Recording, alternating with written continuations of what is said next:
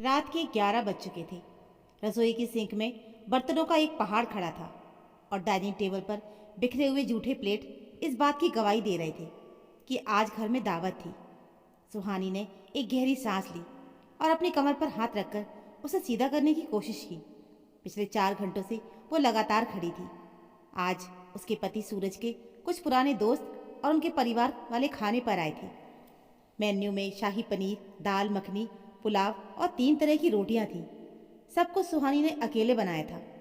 सास कौशल्या जी सोफे पर बैठकर मेहमानों से बातें कर रही थी और बीच बीच में रसोई की तरफ आवाज़ लगा देती थी, बहू रायता कम पड़ गया है, या बहू रोटियां गर्म ही लाना।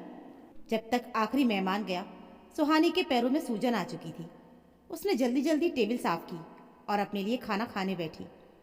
जब उसने कैसरोल खोला तो देखा कि उसमें सिर्फ एक सूखी रोटी और थोड़ी सी दाल की खुरचन बची थी। शाही पनीर का डोंगा एकदम साफ था, जैसे किसी ने उसे चाट ही लिया हो। पुलाव का एक दाना भी नहीं बचा था। सुहानी ने एक पल के लिए उस खाली डोंगे को देखा। भूख से उसकी आंतें कुलबुला रही थी। उसे उम्मीद थी कि सूरज या कौशल्या जी ने शायद उसके लिए थोड़ा खाना अलग निकाल के रखा होगा, जैसा कि एक परिवार में होता है। लेकिन ऐसा कुछ भी नहीं था कि तभी सूरज पानी पीने के लिए रसोई में आया। उसने सुहानी को खाली डोंगे को घूरते हुए देखा। बजाय इसके कि उसे अफसोस होता या वो ये पूछता कि तुमने खाया या नहीं, उसने लापरवाही से कहा, अरे पनीर खत्म हो गया। देखो सुहानी, तुम्हें अंदाजा होना चाहिए था कि कितने लोग हैं, और वैसे भी तुम परोसते वक्त ध्यान क्यों नहीं रखती। इनको पता चलता है तो कहते हैं कि सबको ऐसे मत परोसा करो कि तुम्हारे लिए कुछ बचे ही ना। पहले अपना हिस्सा निकाल लिया करो। अब भूखे पेट सोने की क्या जरूरत है। सुहानी ने सूरज की आंखों में देखा। वह चिंता नहीं, एक तरह की उल्हाना थी, जैसे खाना कम पड़ना या सुहानी का भूखा रहना भी सुहानी की ही मैनेजमेंट की गलती हो। कि तभी कौशल्या जी भी अपनी दवा लेने आ गई। उन्होंने भी वही सुर अलापा, अरे तो क्या हो गया। सासू माँ देख कर कहती हैं, दोबारा बना लो, मैंने हाथ थोड़ी ना पकड़ रखे हैं। आटा रखा है फ्रिज में, 2 पराठे सेक ले अपने लिए, कौन सी बड़ी बात है। सुहानी की आंखों में आंसू तैरने लगे। बड़ी बात? बड़ी बात ये नहीं थी कि खाना खत्म हो गया था। बड़ी बात ये थी कि सुबह 6 बजे से रात के 11 बजे तक मशीन की तरह खटने के बाद जब उसका शरीर टूटने लगा था, तब उससे उम्मीद की जा रही थी कि वो दोबारा बनाने की हिम्मत जुटाए। किसी ने ये नहीं कहा कि बहू तुम बैठो, मैं 2 पराठे सेक देती हूँ। यह सूरज ने ये नहीं कहा कि चलो हम ऑनलाइन कुछ मंगा लेते हैं, मेरा पेट भरा है। सुहानी ने झूठ बोला और पानी पीकर अपने कमरे में चली गई। वो जानती थी कि अगर वो बहस करेगी तो बात का बतंगड़ बन जाएगा। उस रात सुहानी को नींद नहीं आई। भूखे पेट और अपमानित मन ने उसे सोचने पर मजबूर कर दिया। ये सिर्फ आज की बात नहीं थी, ये उसकी ज़िंदगी का पैटर्न बन चुका था। वो सबके लिए करती थी, अपनी नींद, अपनी भूख, अपने शौक, सब कुछ काट कर वो परिवार की थाली में परोस देती थी। और बदले में उसे क्या मिलता था? ये ताना कि उसने अपने लिए क्यों नहीं बचाया। सुहानी एक फ्रीलांस ग्राफिक डिज़ाइनर थी।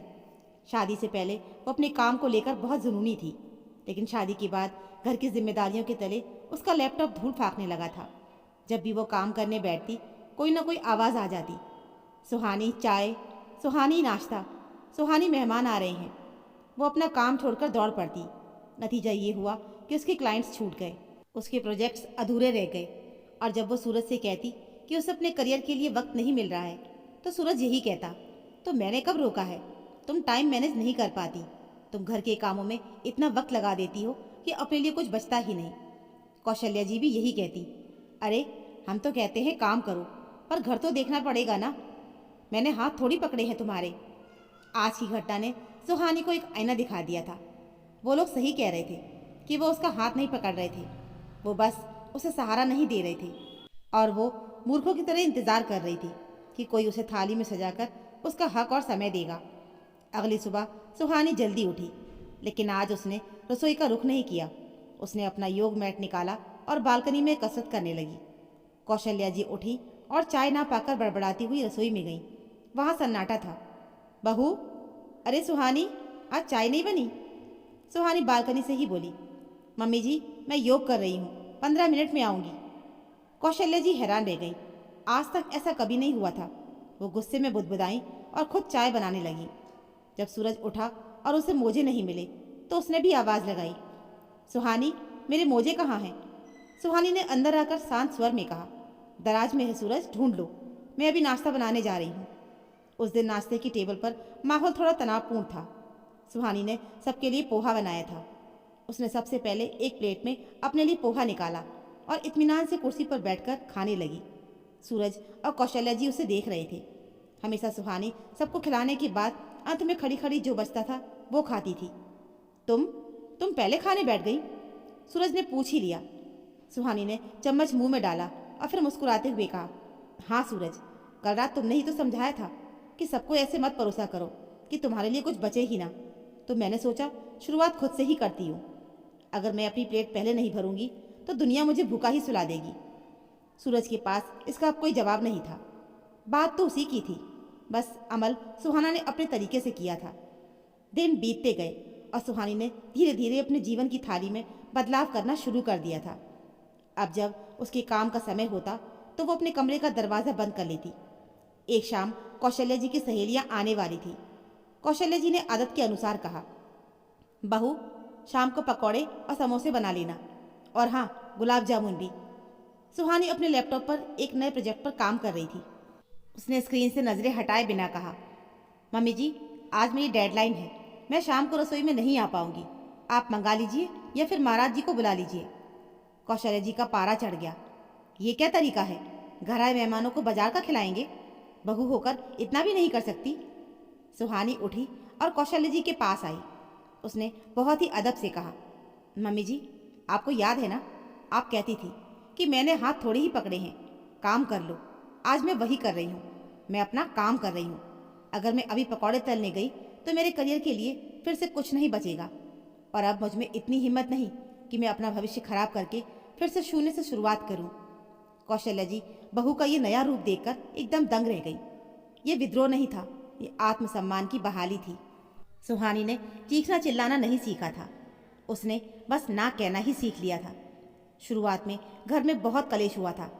सूरज ने उसे स्वार्थी कहा, कौशल्या जी ने उसे कामचोर कहा, लेकिन वो टस से मस नहीं हुई। वो बस घर के काम करती, लेकिन अपनी शर्तों पर। 2 महीने बाद सुहानी को एक बड़ी पब्लिशिंग हाउस में कॉन्ट्रैक्ट मिला। उसकी डिज़ाइंस को बहुत सराहा गया।